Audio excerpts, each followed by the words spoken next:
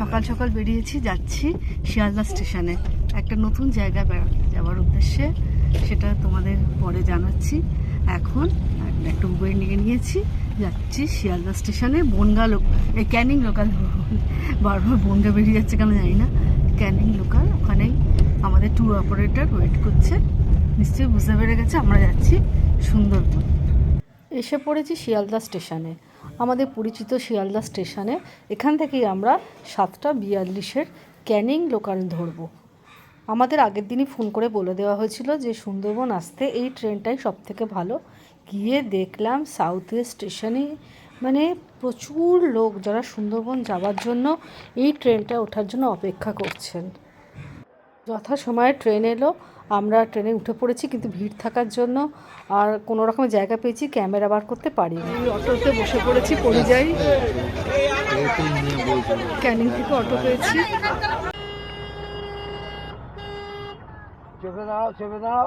আমরা যে ট্যুর সংস্থার সঙ্গে গেছিলাম তাদেরই ঠিক করে দেওয়া অটোতে আমরা সোনাখালি যাচ্ছি। আমাদের সাথে আরও 2জন যাত্রী ছিলেন, তারাও এই অটোতে উঠে বসলেন। আমরা সবাই মিলে এবার এই স্টেশন চত্বর থেকেই অটোটা নিয়ে সোনাখালির উদ্দেশ্যে যাত্রা করলাম। ওনারাই প্ল্যাকার্ড নিয়ে দাঁড়িয়েছিলেন, তাদের কাছ থেকে আমরা বুঝে গেছি ওরাই আমাদের ট্যুর এজেন্সি। এবার যাচ্ছি, যেতে যেতে দেখলাম একটা নদী আসছে, ওই ফাঁক দিয়ে দেখুন মাতলা নদী দেখা যাচ্ছে, বিখ্যাত নদী। সকাল সকাল নদী দেখে মন ভালো হয়ে যাওয়ারই কথা।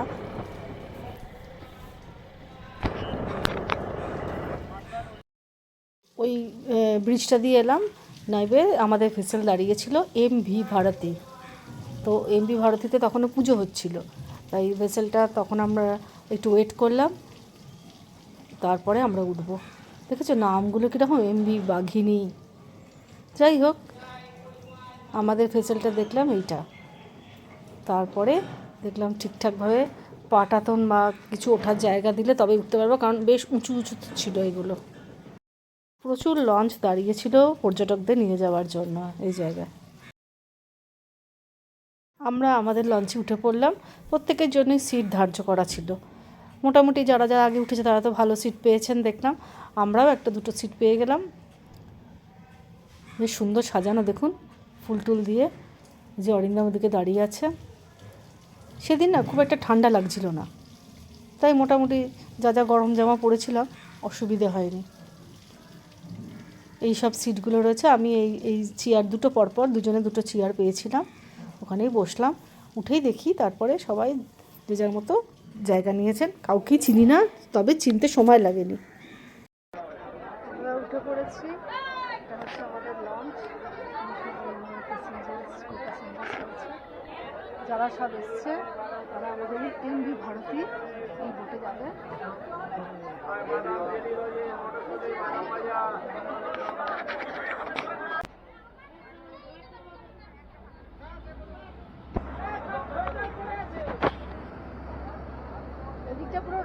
দেখলাম আমাদের লঞ্চটা আস্তে আস্তে ছেড়ে দিল। উঠলাম, একটু বসতে বসতেই লঞ্চ ছেড়ে দিল, বেশ ভালোই লাগছে। এই আমাদের বোট ছাড়লো, এই আমাদের ছাড়লো।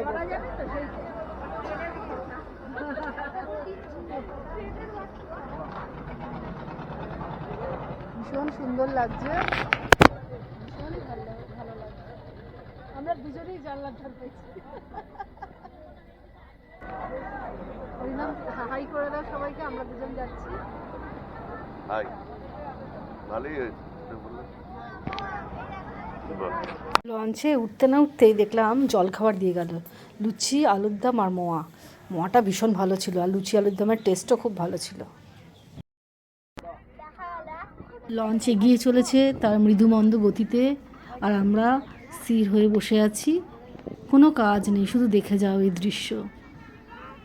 এবার বসে থাকো আর এনজয় করো এই যাত্রা। কি সুন্দর লাগছে। আমি প্রথম বুড়ো বয়সে আর কি সুন্দরবন যাচ্ছি। আর খুব ছোটোবেলায় আমি সুন্দরবনেই থাকতাম, সুন্দরবনে ছিলাম আমি 1.5 বছর থেকে প্রায় 3 বছর, ওই 2.5-3 বছর অবধি। আমার বাবা সেচ দপ্তরে কর্মী ছিল, তো ইঞ্জিনিয়ার, তো সেখানে কাজ করতো। বাবার একটা বোট ছিল নিজস্ব, এইসব জায়গায় গোসাবায় আমরা থাকতাম। আমাদের মতো দূরে ওই একটা লঞ্চ যাত্রা করেছে, তারাও হয়তো আমাদের মতোই যাচ্ছে, হয়তো কেন, সত্যি তাই। ওরা আমাদের দেখছে, আমরা ওদের দেখছি। কি সুন্দর লাগছে সকালটা। একটু ভয় ভয় লাগছিল কতটা উঁচু হবে, কিন্তু একবার বসে পড়ার পরে মনে হচ্ছে দারুণ সুন্দর এই যাত্রা। সবার সাথে আস্তে আস্তে আলাপ হবে নিশ্চয়ই। ওই দেখুন অরিন্দম বসে আছে, আর আমাদের সহযাত্রী যারা আমাদের সাথে এসেছেন তারা সব গল্প করছে। আমি একটু ভিডিও টিডিও করেও আবার বসে পড়ব, কারণ এই দৃশ্য আমার কাছে সত্যি সুন্দর। ওই দেখুন একটা ছোট নৌকো, জেলেরা বোধহয় মাছ ধরতে যাবে, যাচ্ছে ওরা, জাল ফেলছে নদীতে মনে হলো। দেখছি সবাই আমরা আস্তে আস্তে সুন্দরী গাছ গভীর নদীর দিকে চলে যাচ্ছে। বাচ্চাগুলো তো অনবরত ওপর নিচে করছিল, ওদের তো কোনো ভয় ডর নেই। আমি প্রথম একটু নাবতে, নিচেও আমাদের ঘর আছে, সেগুলো দেখাবো আপনাদের। নাবতে একটু ভয় পাচ্ছিলাম, তারপরে দেখলাম কোনো ব্যাপার নেই, ইজি হয়ে গেল। সূর্যের আলো পড়ে কি রকম সুন্দর জলটা লাগছে দেখুন। ওই দূরে বোট যাচ্ছে, আর আমি একটু নিচে নেমে এসে দেখছি। এই যে আমাদের খাটগুলো, সবাই দেখছি লাগেজ টাগেজ নিচেই রেখেছে। 3টে খাট ছিল, মাঝের খাটটায় আমি আমার লাগেজগুলো রেখেছিলাম। আর এখানে বসে জানলা দিয়ে কিন্তু দারুণ দেখা যায় জানেন দৃশ্য।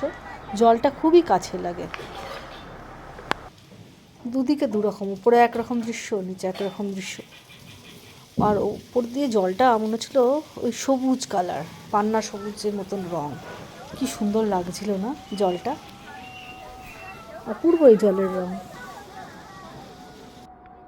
খুব যে ঠান্ডা ছিল তা না, রোদ আসছিল বলে ঠান্ডাটা খুব একটা লাগেনি। যদিও সেদিনেও প্রায় 11 ডিগ্রি সেন্টিগ্রেড, হাওয়াটা সেদিন ছিল না বলে অত ঠান্ডা লাগেনি। ওই দেখুন অরিন্দমকে আমার সাজছে, দাড়ি আঁচড়াচ্ছে, চুল আঁচড়াচ্ছে।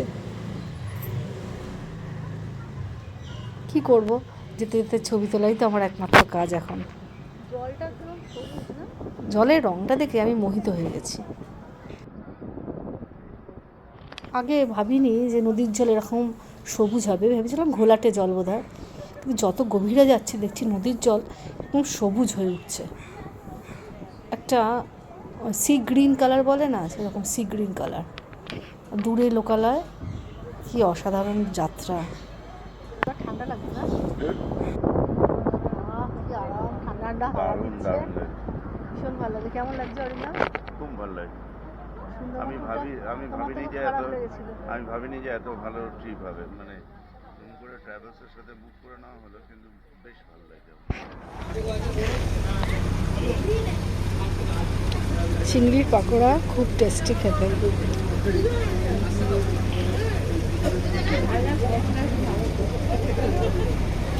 আমার কপাল দেখো। আমরা কিছুক্ষণ পথ চলার পরে এই 45 মিনিট বা 1 ঘন্টা আমরা গোসাবায় নামলাম। গোসাবা আমার ছোট্টবেলা সেই স্থান, যদিও আমার কিছুই মনে নেই, তবুও গোসাবায় আসার পরে, নামটা শোনার পরেই মনের ভেতরে একটা অদ্ভুত উত্তেজনা যে আমি গোসাবায় এসে পৌঁছলাম, যেখানে আমার ছোটোবেলাটা কেটেছে। উনি বললেন ইরিগেশন অফিস ওই হ্যামিল্টন সাহেবের বাড়ির পাশে। হ্যাঁ ওখানে না, ও আমার বাবা ওখানে ছিল, আমি ছোটবেলা এখানেই থাকতাম। কেউ বিশ্বাস করবে আমি ছোটবেলা এখানে থাকতাম? আমি এখন এখানে থেকে যেতে পারি। এটা আমার পাড়া, তোমরা আমার পাড়ায় এসছো মনে রাখবে। তোমার যেমন পূর্বাশা, আমার সেরকম গোসাবা। মা দেখো, এটা তোমার পাড়ায় এসেছি, তোমার চেনা চেনা লাগছে? আমি এখানে কোল্ড ড্রিঙ্কস কিনে যাবো। হ্যাঁ, ফ্যানটা। গোসাবার রাস্তা দিয়ে হাঁটছি, চারিদিকে বাজার দুদিকে, আর ভাবছি সেই রাস্তা আর এই রাস্তা কত তফাৎ। 50 বছর আগের রাস্তা, এখানে কিছুই ছিল না, মারা তো তাই বলে একটা পাকা বাড়ি ছিল, আর এখন দেখুন কি বাজার ঘাট, মনে হচ্ছে ছোট্ট বড় বাজার।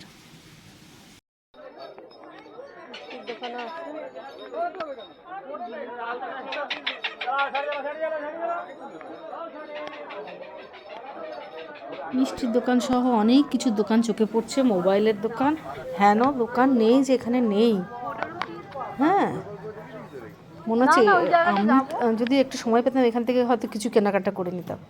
এই যে চলে এসছে হ্যামিল্টন সাহেবের বাড়ি, যেরকম দেখেছিলাম ভিডিওগুলোতে সেরকমই। প্রচুর লোকজন জানেন, মানে তিল ধারণের জায়গা নেই, ছবি তোলার জায়গা নেই। ওই একটুখানি সাইড দিয়ে একটু ছবি তোলা, দূর থেকে বেশ সুন্দর লাগছে না বাড়িটা।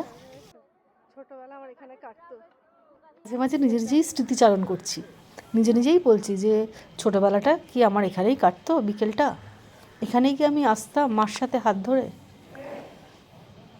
দারুণ লাগে কিন্তু না ছোটোবেলায় ফিরে যেতে। না, এই বাড়িটার ছবি আমার বাবার অ্যালবামে দেখেছি, তখনই মনে হয়েছিল যে একবার যেতে হবে এই জায়গায়। কিন্তু ওই নৌকোগুলোতে যাওয়ার ভয় ছিল, বোটে সারাক্ষণ থাকার ভয় ছিল, সেই সব ভয় কাটিয়ে আমি বললাম না, এবছর চলেই যাই, দেখি না পারি কি না। তো দেখলাম এসে খারাপ লাগছে না, বরং ভালোই লাগছে। জায়গাটা তো মনোরম, আর সবাই একই উদ্দেশ্য নিয়ে যাচ্ছি না এইসব জায়গা বেড়াবো বলে, সেজন্য জায়গাটা বেশ সুন্দরই লাগছে। তাদের হয়ে যাচ্ছে, তারা চলে যাচ্ছেন, আবার নতুন দল আসছেন। সব লঞ্চগুলো যারা যারা আগে এসছে তারা চলে গেল, আবার আমাদের লঞ্চ এলো, আবার আমাদের পরেও আসবে।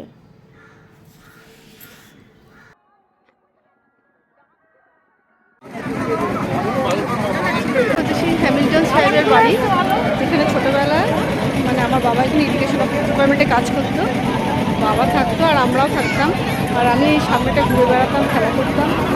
মা যা বলেছে এখানে আসতাম মাঝে মাঝে। আজকে সবই শোনা কথা আমার কাছে, তবু এসছি এখানে, ভালোই লাগছে। খুব ভিড় আজকে। এখান থেকে মাকে একটু ভিডিও কল করেছিলাম যে মাকে দেখানোর জন্য, তবে মানে এতটাই ভিড় ছিল যে ঠিকমতো মা দেখতে পেলো কি না জানি না। যাই হোক, আমি তো করেছিলাম এই জায়গাটা থেকে। লোকজন অনেকটা বড় জায়গা তো, ছড়ি ছিটি আছে, অনেক বিক্রিও হচ্ছে, ডাব বিক্রি হচ্ছে, আখের রস আমরা খেলাম এখান থেকে, আখের রস বিক্রি হচ্ছে, আরও অনেক কিছু টুকটাক দোকান আছে। ভিড় মানে ক্রমাগত বাড়ছে। জায়গাটা সত্যি আর একটু মানে পরিবেশটা কারণ সুন্দর করা উচিত ছিল। এবার আমরা এসে পৌঁছলাম বেকন বাংলো। এই বাংলোতে রবীন্দ্রনাথ আর বেকন সাহেব একসঙ্গে দেখা করেছিলেন। রবীন্দ্রনাথ নাকি এখানে একদিন ছিলেনও, একদিন কি কমাস জানি না, সেগুলো সেই ইতিহাসটা আমার ঠিক মনে নেই বা জানা নেই, এখানে ছিলেন। তো সেইটাকেই একটু সংরক্ষণ করে একটা বাড়ি আছে, সেটা দেখতে এসেছিলাম। এটা বেকন বাংলো। প্রচুর লোক তো, আর বিশাল বড় জায়গা, তবুও মানে জনসমাগম একটু বেশি ভর্তি। ভালো করে দেখা মানে সময় নিয়ে দেখা এখানে হয় না। কিছু দূর যেতে দেখলাম অরিন্দম, ও নিজের মতো ভিডিও তুলে যাচ্ছে। তারপর আমি তো ওই কাঠের বাড়িটাতে একটু না উঠলে আমার শান্তি নেই। বেকন বাংলোতে উঠে দেখলাম রবীন্দ্রনাথ ঠাকুর ও বেকন সাহেবের একটি দুটো মূর্তি রয়েছে, আর এই ঘরের সবটাই একদম বন্ধ, এই জায়গাটা কিছু দেখা যাচ্ছে না। এই জায়গাটাতে রবীন্দ্রসঙ্গীত চলছিল, কিন্তু লোকজনের ভিড় আর কোলাহলে সেই রবীন্দ্রসঙ্গীত কোথাও একটা হারিয়ে গেছিল। চারিদিকে যেদিকেই তাকায় শুধু মানুষ আর মানুষ। কোথাও একটু দুদণ্ড শান্তিতে দাঁড়িয়ে এই জায়গাটা কেউ অনুভব করতে পারবেন না যেখানে রবীন্দ্রনাথ এসেছিলেন। যাই হোক, আমরাও এইভাবে প্রদক্ষিণ করে এই বাড়িটাকে চারিদিক দিয়ে ঘোরার ব্যবস্থা রয়েছে, করে এবার বেরিয়ে যাব। ওইখানে গ্রাম্য বাড়িগুলোতে যেরকম হয় সুন্দরবনে দেখছি, বেশ ভালো লাগছে, দূরে দূরে বেশ মাটির বাড়িঘর, আর এই জায়গাটা বেশ সুন্দর করে একটু পার্ক মতন করা আছে, বাচ্চাদের খেলনার জায়গাও আছে। এরপর আমরা আবার বোটে চড়ে বসলাম। পড়ন্ত বিকেল, সূর্য পশ্চিম আকাশের দিকে চলে গেছে অনেকটাই। আমরা এবার পাখিরালয় যাব। গোসাবাগ দেখা শেষ হয়ে গেল, এবার আমরা ওইখানে পাখিরালয় আমাদের থাকার বন্দোবস্ত করা হয়েছে দুদিনই, সেইখানে আমরা এই পরিযায়ী নিজস্ব হোমস্টেতে থাকবো। উপরে ঠান্ডা প্রচণ্ড হাওয়ায় আমি নিচে এসে বসেছি। নিচেও জল ভালোই দেখা যাচ্ছিল, কিন্তু হাওয়াটা কম লাগে। এখানে বসেও ভালোই সূর্যাস্ত দেখা যাচ্ছিল, আমি সেটাই দেখালাম। জলের রং যত এগোচ্ছি দেখছি সবুজ, পান্না সবুজ একদম। কি অপূর্ব যে রংটা লাগছে, এই জায়গাটা আমি এতটা সবুজ রং আশা করিনি। আর ওপরে বসে সেই সবুজের দৃশ্য, জলের দৃশ্য সবাই উপভোগ করছেন। বেশিরভাগ লোকই নিচে চলে গেছেন ঠান্ডার জন্য খাওয়া দাওয়ার পরে, তো আমরা কয়েকজনই বসে এই দৃশ্য দেখছি। খুবই অসাধারণ লাগছে। সুন্দরী গাছ, এইগুলো সব সুন্দরী গাছ। আজকে আমরা এখন পাখিরালয় যাচ্ছি। আমাদের প্রথম দিনের ট্যুর প্রায় শেষ। সূর্য অস্ত যাচ্ছে আর আমরা প্রথম দিনের ট্যুর প্রায় শেষ করে ফেলেছি। আমাদেরও বোট এগিয়ে চলেছে হালকা আঁচালে। আমাদের গন্তব্য আজকে যেরকম বলছি পাখিরালয়। চলুন দেখিয়ে দিই কীরকম জায়গা আমাদের ঘর বাড়ি। দেখতে দেখতে বুঝতে পারছেন যে কি সুন্দর লাগছে, তাই বারবার দেখাচ্ছি আপনাদেরকে এই জার্নিটা। সূর্য পড়েছে যখন জলে, তখন এটাকে বলে গোল্ডেন আওয়ার। কি দারুণ লাগে, যেন সোনা যেন গলানো। ঘরটা বেশ সুন্দর, ডবল বেডের বিশাল একটা খাট আছে, কিং সাইজের মনে হচ্ছে। আচ্ছা, সুইচগুলো খুব নতুনত্ব লাগলো, এইরকম। হ্যাঁ, পেছনে হ্যাঙ্গার আছে, এইখান দিয়ে পর্দা দিয়ে সরালে সকালবেলা একটা জলাভূমি দেখা যায়। আবার এখন সেটা কিছু দেখা যাচ্ছে না, তা আমি খুলে দেখি কিছু দেখা যায় কি না। হ্যাঁ, ওই ধান ক্ষেতটাই দেখা যায়, আর একটা ওইখানে ওদের নিজস্ব একটা জায়গা আছে, অনেকটা দূর জুড়ে ধান ক্ষেত দেখা যায়, যেটা আমাদের কলকাতায় খুব একটা দেখি না, তো আমাদের এটা দেখলেই ভালো লাগে। মশা ঢুকবে, এখন বন্ধ করে দেওয়াই ভালো। আচ্ছা, এইখানে দেখছি গুড নাইট দেওয়া রয়েছে। এদিকেও কি ধান ক্ষেত দেখা যায়? হ্যাঁ, এদিকটাও ধান ক্ষেত। দেখিয়ে দিই, দেখো যতক্ষণ আলো আছে। কি সুন্দর এদিকটা। আমরা একদম কর্নারের ঘরটা পেয়েছি, যার জন্য দুদিক দিয়েই দেখতে পাচ্ছি। যদিও খুবই কম সময় থাকবো, কাল ভোরবেলায় বেরিয়ে যাওয়া। আচ্ছা, এটা একটা আয়না রয়েছে, বড় সাইজের আয়না, যেখানে দেখা যাচ্ছে আমাকে। ঠান্ডা নেই একদম। আমরা হেঁটে এসে ক্লান্ত, তাই পাখা চালিয়ে দিয়েছি শীতকালে, ডিসেম্বর মাসে। আর এখানে বাথরুমটাও খুব সুন্দর দেখলাম, বেশ বড় সড়ো। টাওয়েল দিয়েছে, গিজার আছে, গিজার অলরেডি অন করাই রয়েছে। বাথরুমের ভেতরে একটা সাবান দিয়েছে, একটা আয়না আছে। আচ্ছা, হ্যান্ড ওয়াশ দেয়নি, যাই হোক খুব সুন্দর চিমচাম। শাওয়ার আছে, জানি না গরম জল কীভাবে পাবো, দেখে নিতে হবে। হট ওয়াটারের দুটো ট্যাপ আছে আলাদা, হট ওয়াটার, কোল্ড ওয়াটারের।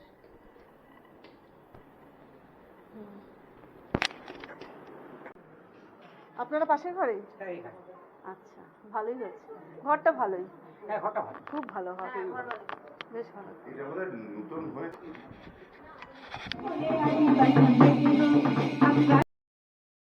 এই সন্ধেবেলায় সেদিনই প্রথম দিনেই আয়োজন করা ছিল ঝুমুর নৃত্য। এই ঝুমুর নাচ এখন প্রায় বিলুপ্ত প্রায়, তবে সুন্দরবনে গেলে এই ঝুমুর নাচ কিন্তু দেখা যায়। খুব সুন্দরভাবে তারা ঝুমুর নৃত্য পরিবেশন করছিল, আমরাও দেখে খুব মজা পাচ্ছিলাম।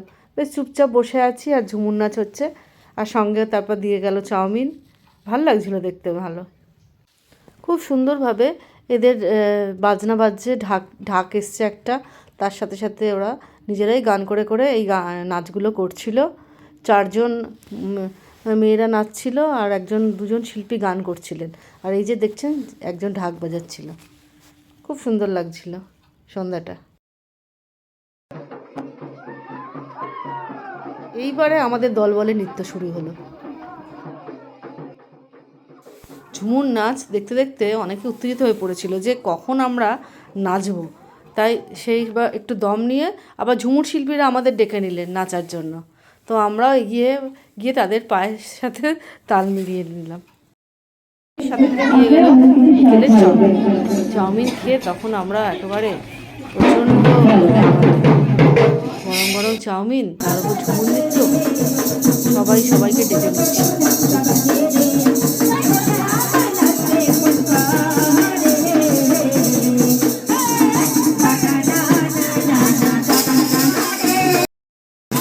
এই